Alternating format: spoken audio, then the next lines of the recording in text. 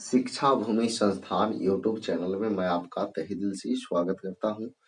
चलिए दोस्तों, आज का वीडियो जो है आज से जो है मध्यकालीन भारत का इतिहास जो है हम प्रारंभ कर रहे हैं। इसमें जो है आपको मध्यकालीन में थोड़ा सा पहले जो है इस्लाम का आगमन होता है और भारत में इस्लाम का आगमन 3 चरणों में होता है। प्रथम जो है मोहम्मद बिन कासिम, उसके बाद मोहम्मद गजनवी, उसके बाद मोहम्मद गौरी। ये 3 चरणों में होता है, ठीक है।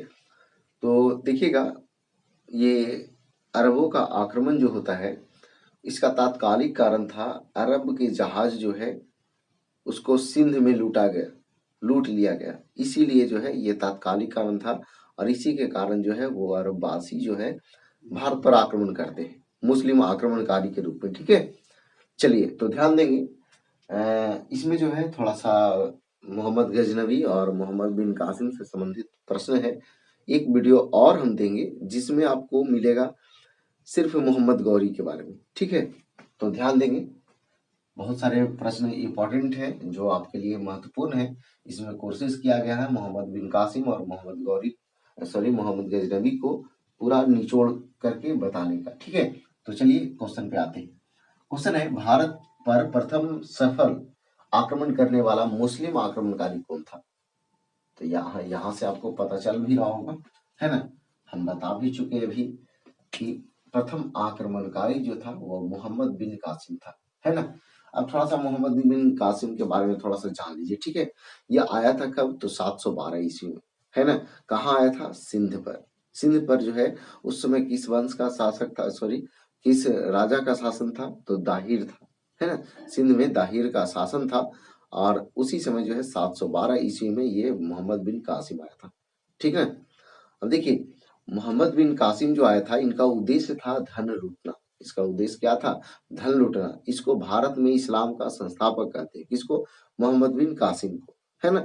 और ये जो था सर्वप्रथम जजिया कर का प्रारंभ यही किया था मोहम्मद बिन कासिम।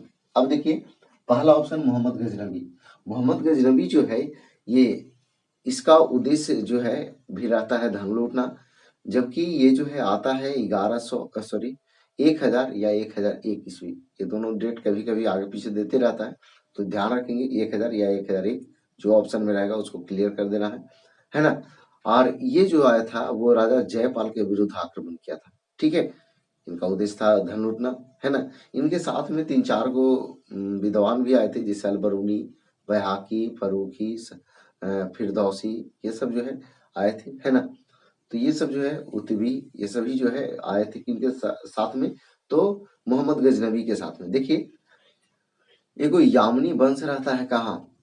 अफगानिस्तान में। और उसका जो है शासक था अल्पतगीन। और उसके बाद जो है अल्पतगीन के बाद जो है उनका गुलाम और दामाद जो था सुबोक्तगीन, वो फिर शासक बनता है। और ये यामनी वंश का राजधानी था गजनी, है ना। और वो सुबोक्तगीन का ही पुत्र था ये मोहम्मद गजनवी, ठीक है। मोहम्मद गजनवी जो है ये गद्दी पर बैठने से पूर्व जो है खुरासान के जो है शासक था, है ना, या गवर्नर कभी कभी दे देता है। तो आगे देखिएगा, ये मोहम्मद गजनवी जो है भारत पर 17 बार आक्रमण किया था, 17 बार। उसमें सबसे जो सफल या कह सकते हैं प्रचलित आक्रमण था 1025 का सोमनाथ मंदिर, है ना। जिस समय शासक कौन थे पूछता है तो भीम प्रथम थे, ठीक है।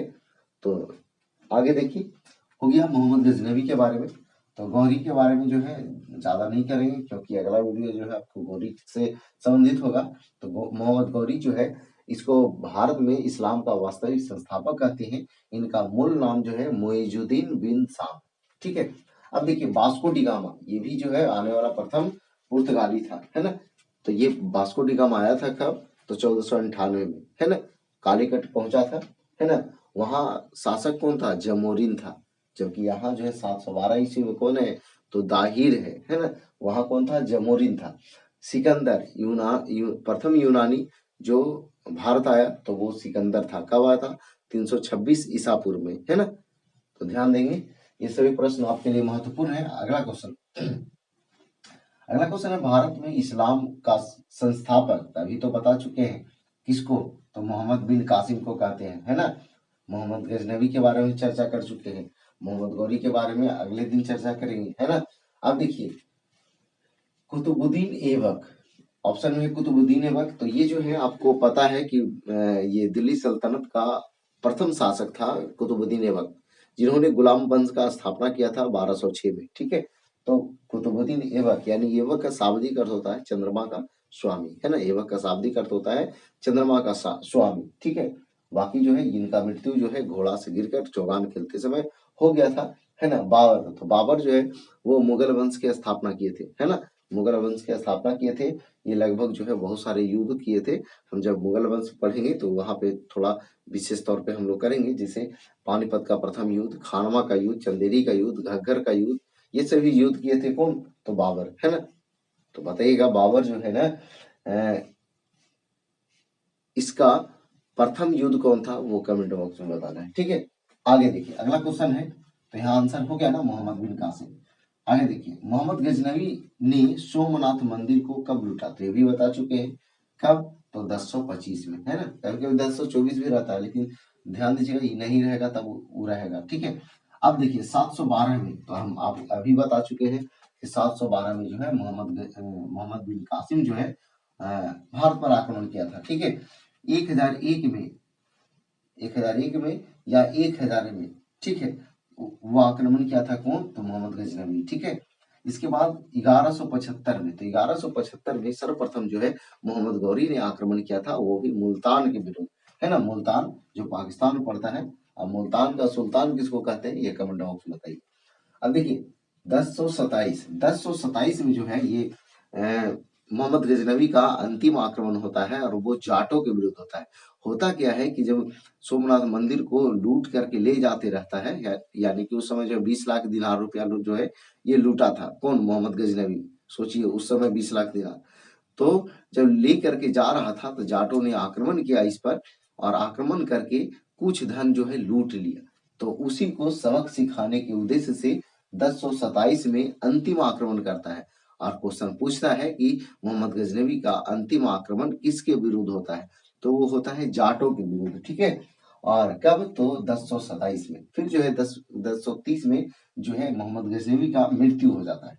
आगे देखिए अगला क्वेश्चन है, किताबुल यामिनी पुस्तक का लेखक कौन है, अलबरूनी, फिरदौसी, उतबी या बैहाकी या हंसल।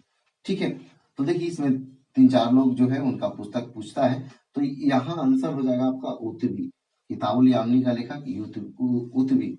अब देखिए सहनामा, सहनामा, सहनामा, सहनामा का लेखक कौन, फिरदौसी। ठीक है, फिर अलबरूनी, तो इनका जो है तहकीके हिंद, तहकीके हिंद या किताबुल हिंद,